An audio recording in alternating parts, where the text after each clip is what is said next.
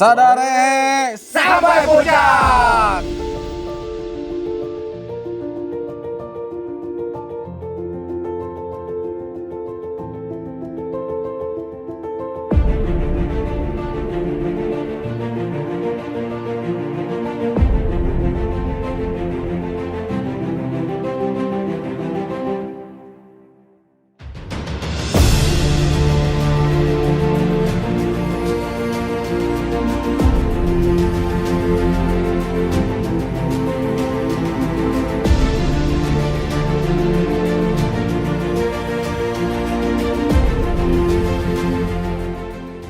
Bagiku, mendaki gunung bukan sebatas berpetualang ke alam bebas saja, melainkan lebih dari itu.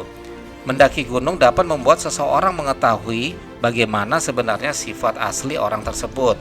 Menariknya lagi, mendaki gunung juga akan membuat kamu menemukan teman-teman baru yang tentunya akan menambah wawasan kamu lewat perbincangan selama pendakian.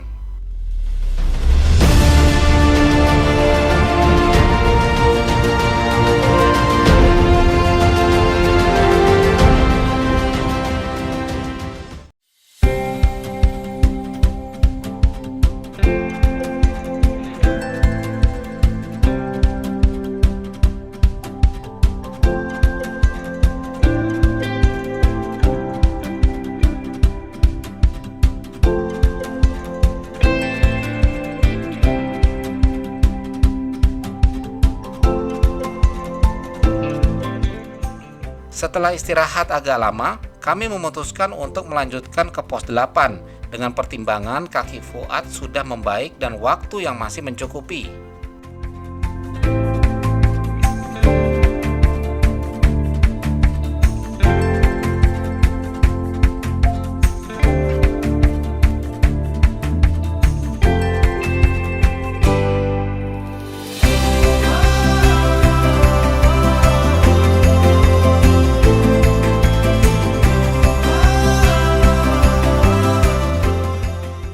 Kami berjalan pelan di tanjakan-tanjakan menuju pos 7, ditemani kabut yang semakin tebal. Waktu menunjukkan pukul 2:30 sore ketika kami meninggalkan pos 6. Di atas kertas, perjalanan menuju pos 8 sekitar 2 jam, jadi masih mencukupi sore tiba di pos 8, lokasi camp kami menginap nanti.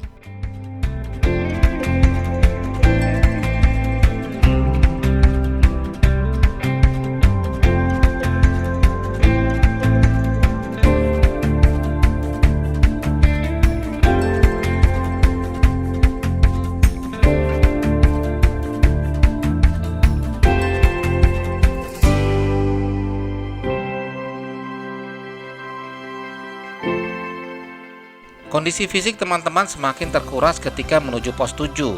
Kang Ari yang membawa tenda cukup kepayahan melangkah dan harus menenteng jerigen air 5 liter jatah dari pengelola jalur pendakian via Sadarehe ini. Tiap tim pendaki mendapat jatah 5 liter air untuk memasak di camp yang diberikan di pos 6 tadi.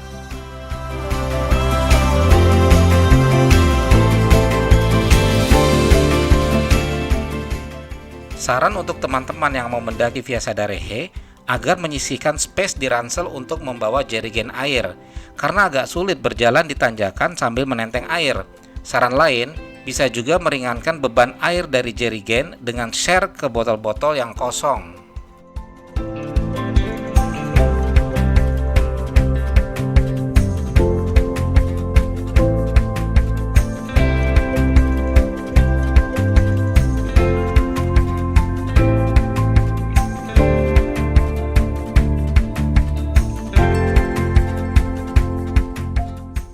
Di jalur ini tidak ada yang tidak terkuras fisiknya. Semua tim berusaha mengatur nafas agar tetap stabil melangkah. Pak Guru yang sebelumnya kuat di tanjakan ini tampak kewalahan. Beberapa kali berhenti mengatur nafas bersandar di trekking pole-nya.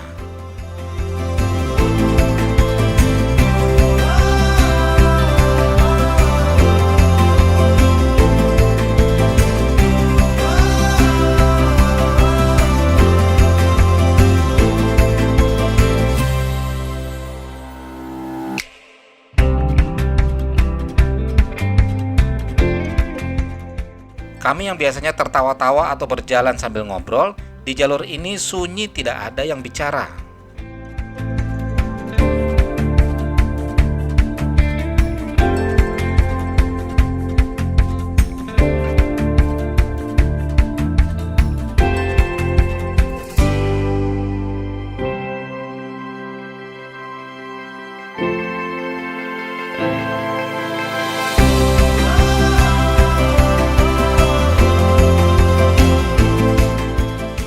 Semakin tinggi kami mendaki, tampak punggungan di sisi kanan semakin menyempit dan sebentar lagi menjadi satu dengan punggungan yang kami daki.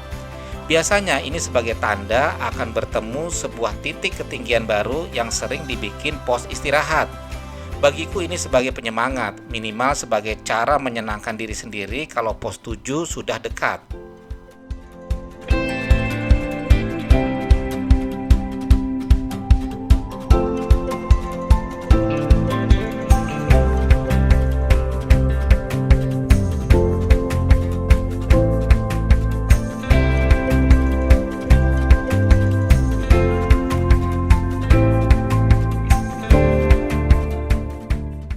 Semakin mendaki, tampak pula pohon-pohon sudah tidak serapat di pos-pos sebelumnya.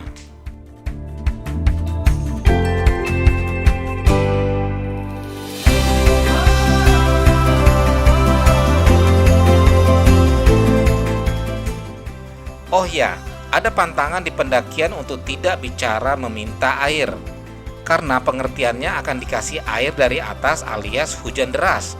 Jadi kalau mau minta minum ke teman, mungkin dengan menyebut merek sebuah minuman mineral. Ini kearifan lokal setempat yang patut dihormati.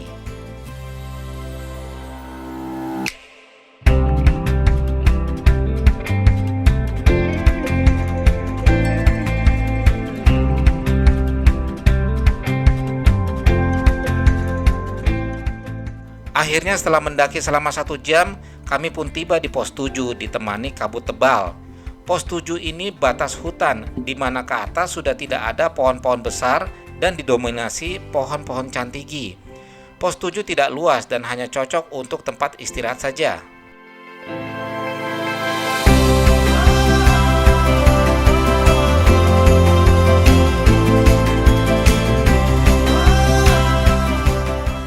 Pos 7 bernama Tanjakan Cita-Cita.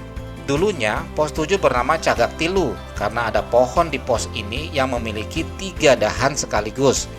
Namun belakangan diganti namanya menjadi Tanjakan Cita-Cita karena dari titik ini menuju pos 8 dibutuhkan tekad yang besar untuk mencapai pos selanjutnya.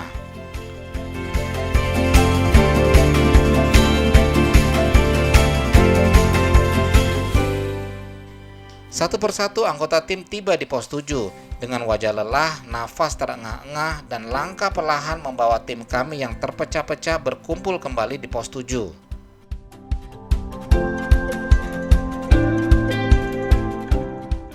Hampir semua teman-teman mengatakan pendakian antara pos 6 ke 7 adalah yang terberat.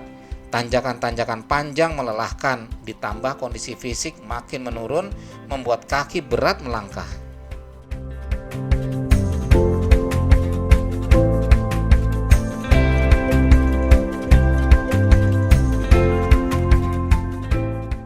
Setelah cukup beristirahat dan menguatkan tekad, kami melanjutkan pendakian ke pos 8 dan tanpa basa-basi kami disuguhkan tanjakan-tanjakan panjang dan terjal.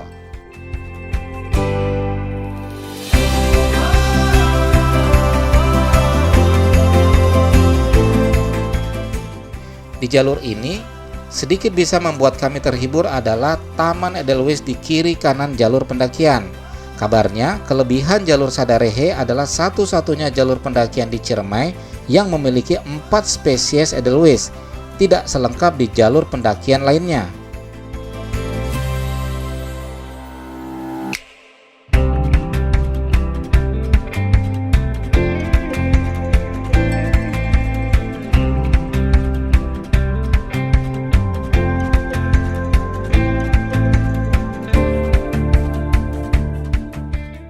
Ketika itu, kami mendaki masih musim penghujan, jadi Edelweiss belum tampak mekar. Meski begitu, saya pribadi tetap menikmati jalur ini.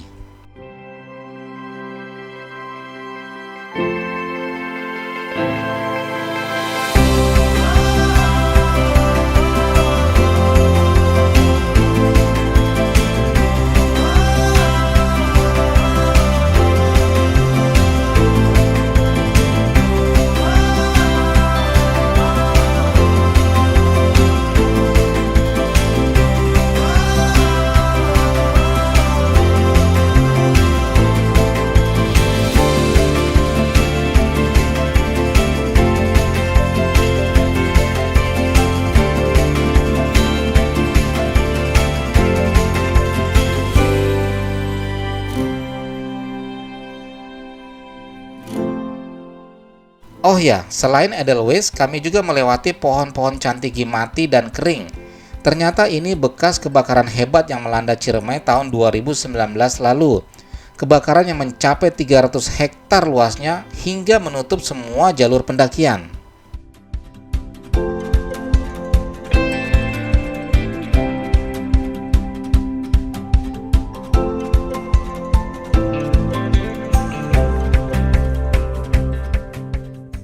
Yang menjadikan sulit dipadamkan karena titik api ada yang di lembah dan jurang. Jadi di balik eksotisnya jalur menuju pos 8 ini, terdapat kejadian hebat yang menghanguskan pohon-pohon cantigi dan bunga Edelweiss.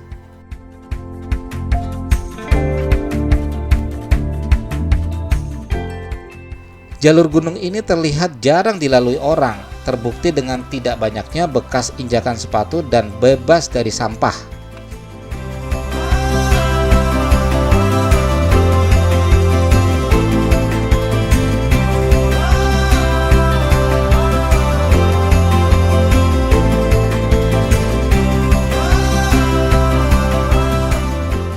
Di jalur ini ketahanan kaki, tangan, dan badan sangat diuji, apalagi sambil membawa ransel. Rasanya pos 8 tidak kunjung sampai. Saya beberapa kali istirahat di jalur untuk mengambil nafas sedikit, lalu melanjutkan pendakian perlahan-lahan.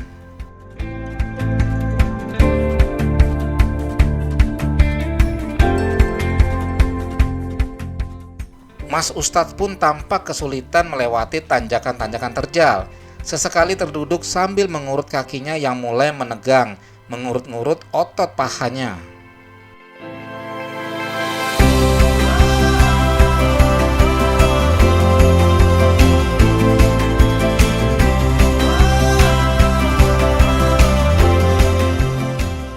Seperti di pos-pos sebelumnya, di jalur ini pun disediakan tali yang bisa digunakan untuk berpegangan jika terasa tanjakan terlalu terjal.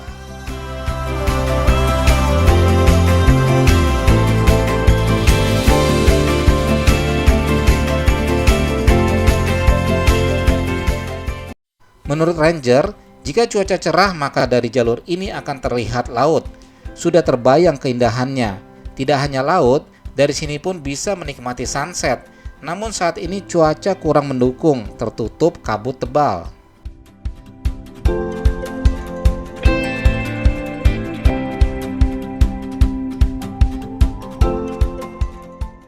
Berkali-kali kami melewati jalur trek yang menanjak dengan kemiringan hampir 90 derajat dan tidak ada bonus.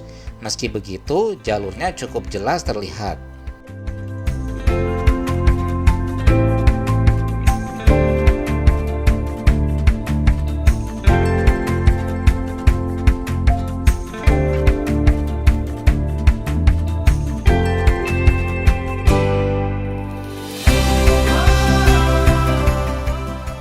Jika di Rinjani ada tanjakan penyesalan, di Arjuna Welirang ada tanjakan asu, di Gunung Gede ada tanjakan setan, maka di Ciremai via Sadarehe ada tanjakan haram jadah yang letaknya antara pos 7 ke pos 8.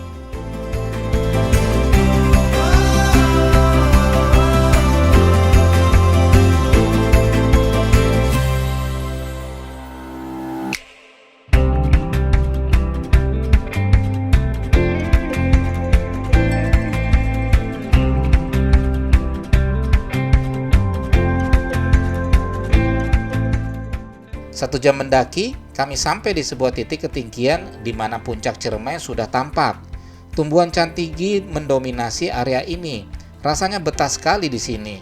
Dan menurut Ranger, dari sini tinggal 10 menit saja ke pos 8 Kawah Burung dengan jalur datar dan menurun, karena posisi pos 8 berada di lembah.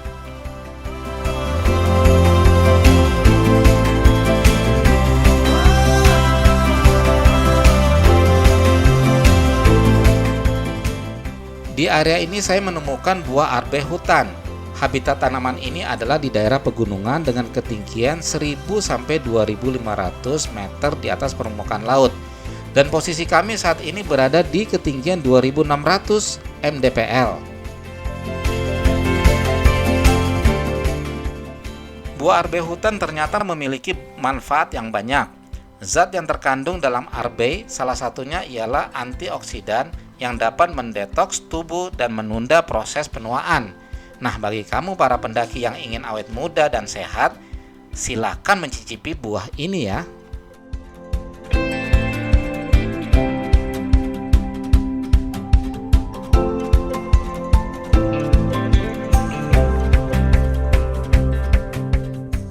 Setelah foto-foto, kami melanjutkan perjalanan ke pos 8.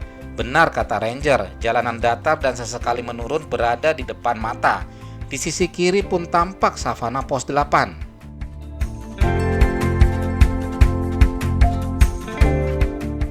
Oh ya, salah satu keistimewaan jalur Sadarehe ini adalah adanya sabana di jalur pendakiannya. Di jalur pendakian lain tidak terdapat sabana.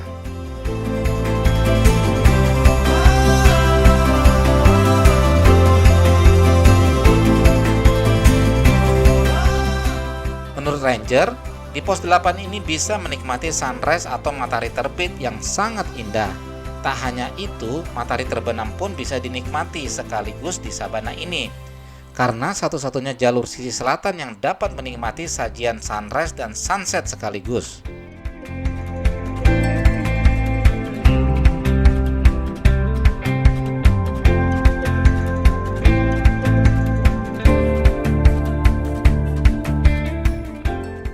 Akhirnya saya tiba di sabana pos 8. Tampak tenda sudah berdiri.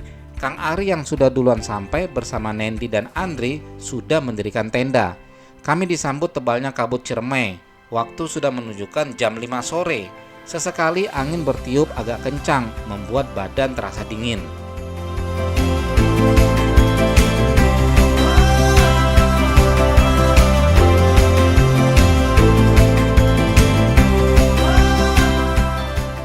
Pos 8 ini bernama Kawah Burung. Istilah orang lokal diartikan sebagai kawah yang tidak jadi. Jadi area pos 8 Sabana ini dulunya adalah sebuah kawah yang tidak jadi.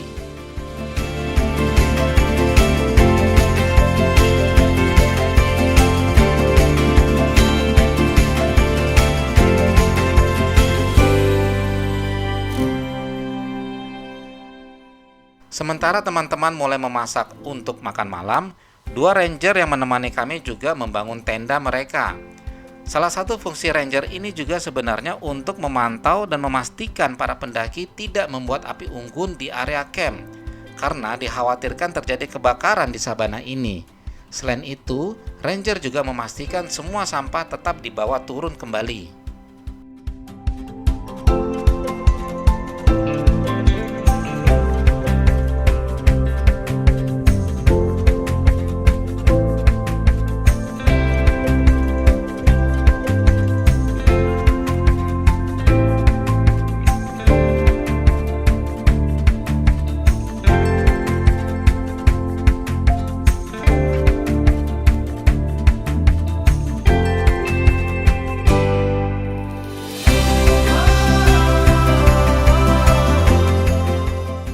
Kang Ari dan Pak Guru rupanya koki-koki handal di gunung. Terlihat dari masakan nasinya yang pulen. Gak gampang loh memasak nasi di misting ketika di gunung.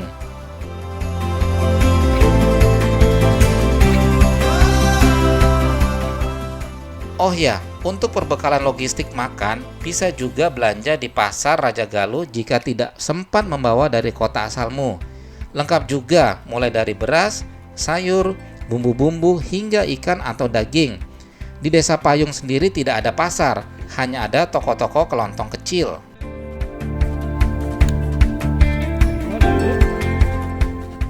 Di area camp pos 8 ini ada larangan membakar daging atau membuat sate, karena dikhawatirkan aroma atau baunya akan mengundang hewan buas Gunung Ciremai seperti macan tutul dan harimau.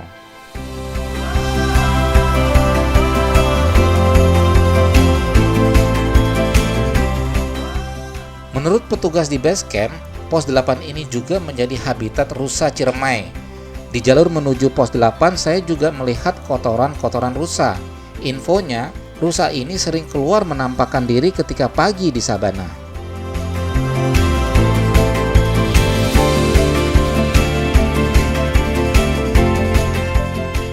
Bagiku, salah satu momen yang nikmat adalah kebersamaan ketika makan malam. Jika di jalur pendakian kami kadang berjalan bersama, kadang terpisah. Namun ketika makan malam kami duduk bersama. Bercerita tentang serunya jalur pendakian yang barusan kami lalui, bercerita tentang nasi yang pulen, bercerita tentang kaki yang kram, bercerita tentang kegiatan masing-masing kalau tidak naik gunung, dan banyak lagi hingga kantuk tiba dan satu persatu masuk dalam tenda beristirahat untuk summit esok pagi.